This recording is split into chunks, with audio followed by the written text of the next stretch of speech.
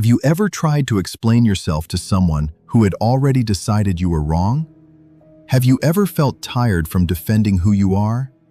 Like no matter what you say, it's never enough. Be honest, comment yes or no. If that's you, this story is for you. Watch till the end. Beneath the endless sky, across the golden waves of the grassland, roamed a young lion named Leo. His muscles were tight and ready, every move careful, every step sure. He was strong and commanding, feared by some, quietly admired by many. But behind that strong face, there was a secret. Leo measured his worth by what others thought of him. A glance of doubt could ruin his whole day. A harsh word could make him restless for hours.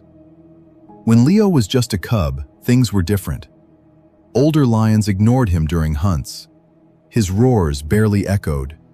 He tried to prove himself too early and failed. One day, his father looked at him, eyes serious, and said, "A king must be respected." Leo took that lesson the wrong way. He believed respect was something you earned by convincing everyone. He thought leadership meant getting approval from others. So he trained hard. He grew strong. He hunted well. He protected his territory. From the outside, Leo looked unstoppable. But inside, he was anxious, restless, and always second-guessing. Every encounter mattered. Every glance of doubt stung. Every small insult felt like a battle. Even when he did good deeds, saving a cub, sharing his hunt, it wasn't enough. He had to explain, defend, and justify. It became a habit, a silent weight he carried every day. This need for approval shaped his life. It shaped his decisions. It shaped his strength. But it was also his weakness. Because no matter how strong he was, no matter how brave, no matter how skilled, if others didn't approve, he felt small. And that smallness was something the hyenas would soon see. The next morning, Leo had just caught a sheep. He was proud. He had hunted for hours, and this was his reward. But just as he was about to eat, a group of hyenas appeared, their eyes fixed on the sheep in his paws. They didn't roar, they laughed. Sharp, fake, mocking laughter. "Look at this big lion," the lead hyena said, circling him slowly. "Taking food from the innocent. What a bully!" Leo stopped. His chest tightened. He tried to explain, voice steady. "I worked hard to catch this. I'm not a bully. I earned this meal," he added. The hyenas didn't listen. Instead, they burst into louder laughter. "Look at him, explaining himself," one said. "The mighty lion, talking like he needs to prove something," another laughed. They weren't attacking him openly. They were twisting his actions, turning his strength into a flaw. Leo's ears twitched. This wasn't simple teasing. It was a trick, a game. Every word they spoke felt like a trap. Every compliment was a chain. "You think you're better than us," another hyena said, slow and mean. "You're selfish, you're cruel, and you don't even notice it." Leo's chest burned. He stood tall, trying to make them understand. But the more he explained, the louder their laughter became, and the smaller he felt. It wasn't just about him anymore. Other animals had started to gather. They watched quietly from the bushes. Some looked uncertain. Some whispered to each other. The hyena's manipulation worked. Even Leo's reputation, his pride, was now on the line. Then from the back, a young cub peeked out, eyes wide, heart racing. He whispered to his mother, almost afraid, "If he's a king, why is he begging?" Leo froze. That line hit harder than any insult. The laughter, the words, the twisted compliments, they didn't hurt as much as that simple question.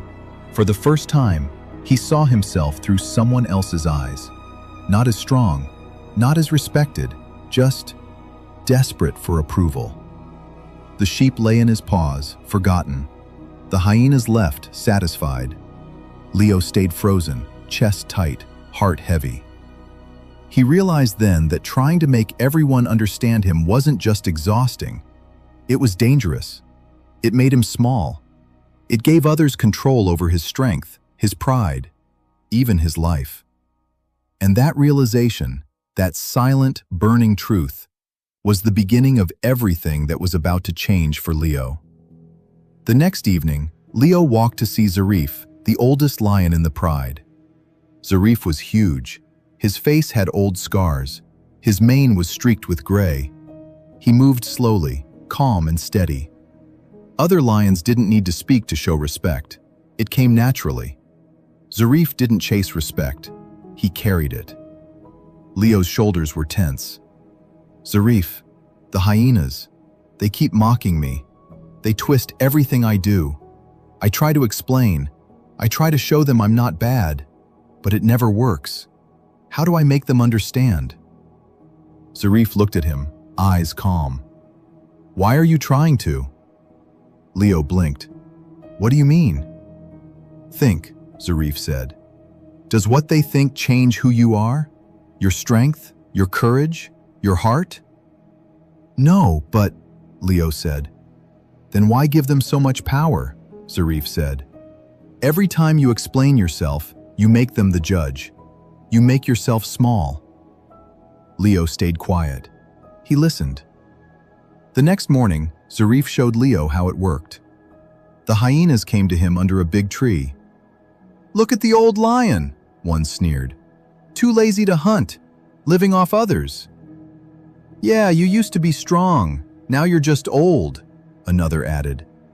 They tried sarcasm, fake praise, twisted words. Zarif didn't move. He opened his eyes once, sharp, calm. He looked at them, not angry, not scared, not bothered. Then he closed his eyes. Silence.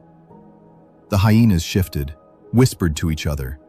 Their fake confidence started to break. Without someone to react, their words had no power. They looked foolish. Finally, they walked away. Leo had been hiding nearby. His chest felt tight. He hadn't understood before. He thought strength meant fighting, proving yourself, defending yourself. But Zarif showed him something different. Strength didn't need to shout. Respect didn't need begging. Power wasn't in the roar. It was in calm, in knowing yourself. Leo stepped closer. I don't get it. You didn't even say anything. Why did they leave? Zarif touched his chest. Because what they think doesn't matter. Their words only work if you let them. Stay calm. Don't explain. Just be. Leo felt something new rise inside. Quiet. Strong. He realized trying to prove himself had been his weakness. True strength wasn't showing others. It was knowing who he was. From that day, Leo walked differently. Not with anger, not with words, not trying to prove anything. Just calm, steady, unshakable. The hyenas appeared, as always. They shouted, they mocked, they twisted his actions. Leo didn't move, didn't react. Without his response, their words lost all power. One hyena finally asked, "Why don't you defend yourself anymore? Don't you care what we say?" Leo looked at him with quiet certainty. Why should a lion care what hyenas think? No anger, no pride, just fact. Everything changed. The hyenas never came back. Leo realized true strength isn't in shouting. Real power isn't in proving yourself to anyone.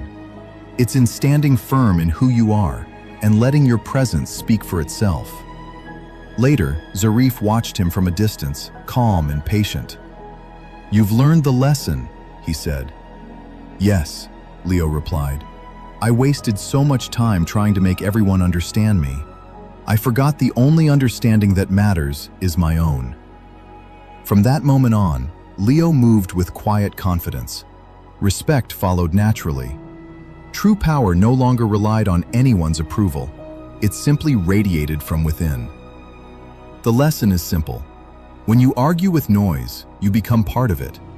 When you try to control what others think, you lose control of yourself.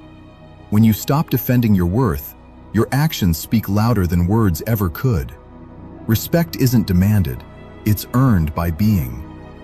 The moment you stop explaining who you are, you stop living for everyone else. You start living for yourself. Stop defending, start living. If this story made an impact, tap like, share it with others, and subscribe to stay connected. Peace be with you.